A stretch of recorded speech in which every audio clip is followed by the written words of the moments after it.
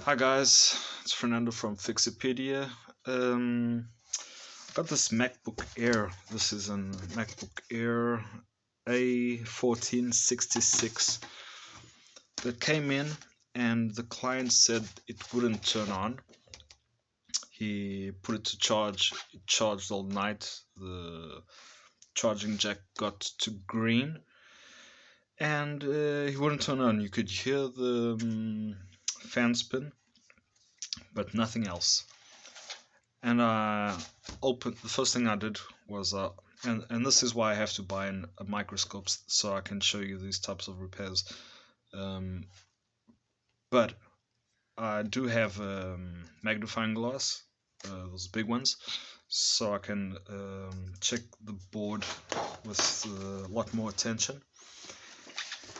And I opened it up. First thing I did was I took out the SSD, I took out the cables, I took out everything that was like extra, the wireless card, everything. I just let the essentials. I also took out the battery, obviously, the connector from the battery to the main board, and let it sit for a few minutes. Then I came back, turned back the connector, and nothing. The fans would spin. CPU would get warm, but nothing.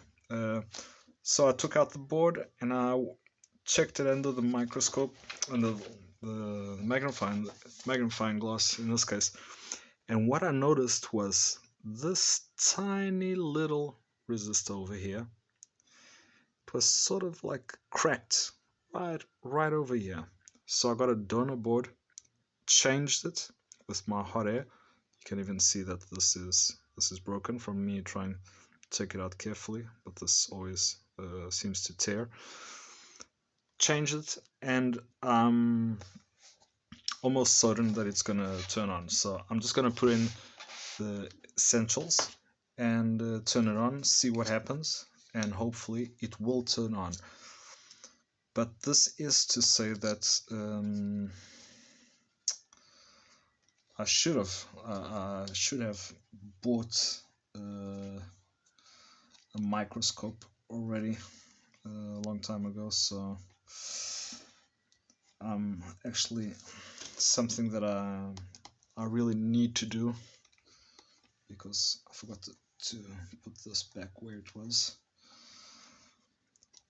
Because I've noticed in these past few years there are a lot of repairs that I'm able to get done because when I check it out through the magnifying glass, you can see a lot of detail, and sometimes all that is keeping you from repairing a motherboard is just that little detail. I don't know how many times in the past, and people that work around me in nearby stores that sometimes bring things into repair. I mean, there's been a lot of boards that don't get to be repaired because people started to reflow them or started to take out chips that they shouldn't have been taking out, and did something to the board that afterwards it was no longer viable to repair. So and I've been guilty of that too in the past. How many times this around, I don't know, 2010, I think, that there was this big craze to reball and reflow everything. And today, what we know is 90% or even more wasn't even possible to do those repairs like that. You'd either have to change the chip entirely, or it wouldn't work. So it's, you live and you learn. But I think I truly think that that's the big the big step that I have to take in terms of investment is going to be a really good microscope, so I can check everything out. I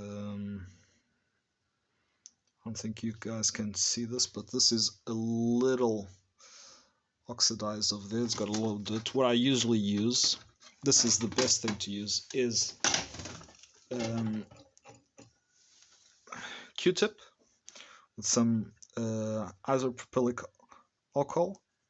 Just clean it, clean the other one, dry it out so you can take out anything it has. Give it a clean with the air gun.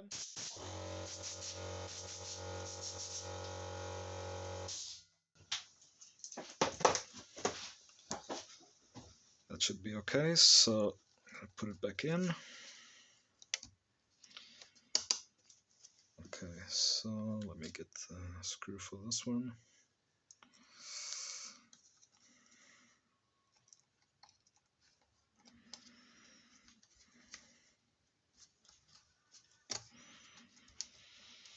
Okay, so the main things are connected. Keyboard and backlight for the keyboard's connected. Let's just put this back in. Connected for the battery. Okay, so I'm going to turn it on. Let's see if we get a fan spin. Oh no, we're not going to get a fan spin because I didn't connect the fan. It's always something. Okay, so let me just connect it over here. Sorry about that.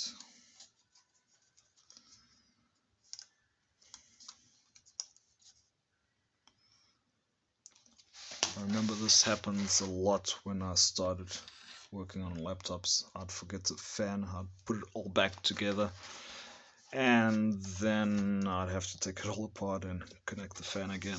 So let me just turn it on. Okay, it's got a fan spin. Let's see if there's an Apple logo. There you go. Heard the chime, heard the saw the logo. I mean, it was a really simple fix, and this is not something that's probably going to happen to all these MacBooks, but it's worth, if you have the same fault, which is basically turns on but no display, you don't hear the chime or anything. That means the CPU is probably not going at its full capacity, so it doesn't boot up. I mean, give it a shot. Check all those solder joints, see if everything's okay. Normally MacBooks are also subject to a lot of humidity, so there's a lot of oxidation points. I mean, give it a try. Hope this helped, and if it did, please share, subscribe, give me a like, and we'll see you in the next one. Thanks. Bye bye.